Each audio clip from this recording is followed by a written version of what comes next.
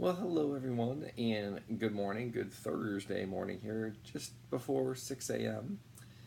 Getting out there with a couple of quick thoughts here on today. I'm going to get right into it, right?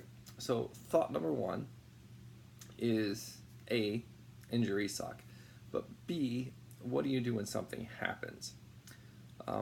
When your body whispers or the body immediately yells at you, something looking like that was a little bit of brownie, by the way. Brownie and coffee for breakfast. Super healthy, but really delicious.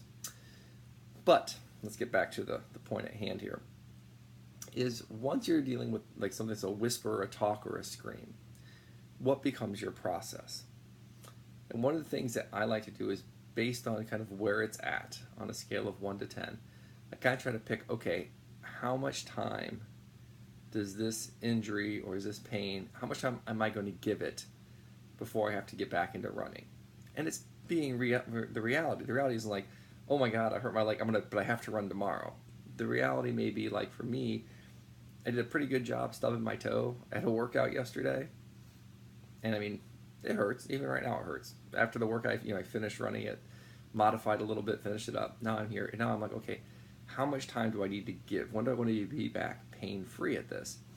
And then once I pick that date, then I work back and say, okay, now how do I bridge the gap between the pain today and let's say being back able to run by Monday? So now I've got, Thursday, Friday, Saturday, Sunday. So what am I going to do over those 4 days? I'm going to work backwards as far as activities that I need to do to achieve that goal. So just like you would write a training program for a date, I want to run X race at X date, and you work backwards. If you get a pain or an injury, one of the things you can do is say, okay, when do I want to be able to be at full strength, and how do I get there? So I do a lot actually with people with like shoulder injuries. Is like, oh man, my shoulder or my rotator cuff. I'm like, okay, how bad is it? How's your range of motion? Okay, well, we need to get you back to strength. Let's even say like 2 months. So we need you to do this the first 2 weeks, this the second 2 weeks, then and we build that plan. And you really want to learn how to do this in reality. Otherwise, injuries can become not only physically handicapping, but mentally and emotionally handicapping. To where you're like, oh, I have this pain, oh, I can't do anything, and you can spiral into depression. So one of the things to do that is to shorten that unit, shorten that distance as to how you achieve your goal. It's no different than having an intense workout. If you're going out and going to run 12 400 meters, 12 quarter miles, you might want to break that down and say, okay, I'm just going to need to do 12 by 1 lap, and then 1 lap I'm going to do 4 by 100, and then you're going to do each 100 like curve, straightaway, curve, straightaway. So instead of looking at a total of 3 miles of speed workouts, 12 400s, now you're just looking at as curve, straightaway, 1 done. And you repeat a smaller, simpler pattern to achieve the goal. So it's really important, as you go through, and if you struggle with this is one of the reasons why you hire a coach. You work with a coach that they can say, okay, let's start working backwards. Let's modify and adjust as we need it. But you want to have these goals in mind, and you want to treat injuries like you treat a race. Don't let the injury become dominating. Don't let the injury completely sidetrack you. All the injury is just, here's how we're going to adapt. So let's say on my stub toe, say for example, I couldn't run for 4 days. Okay, well, what can I do? I can still swim. If I was going to run a total of 20 miles, let's say that's going to take me 3 hours to do. I can still do 3 hours of cardio. I can find another way to do that. So I can still at least get that cardio benefit out of it. So I start working backwards and just kind of shifting things up. If I have a shoulder injury, I can start thinking of things, okay, what is the shoulder injury? How can I start rehabbing it? How much weight is too much weight? How much weight is too light of weight? Is it more important to build strength or build range of motion? And you work back that way as well. So if you're dealing with something, let me know. I'm happy to help you kind of come up with a plan. And let's be realistic about our time frames. If you have a big injury, it's going to take more time. If you have a little injury, it's going to take a little less time.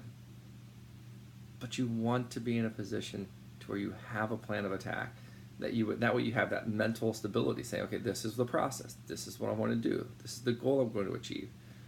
You have some emotional strength because you're not just giving up, you're not getting beaten by the injury. You got pushed by the injury, and now you're pushing the injury back. It's very important stuff. So you want to be there.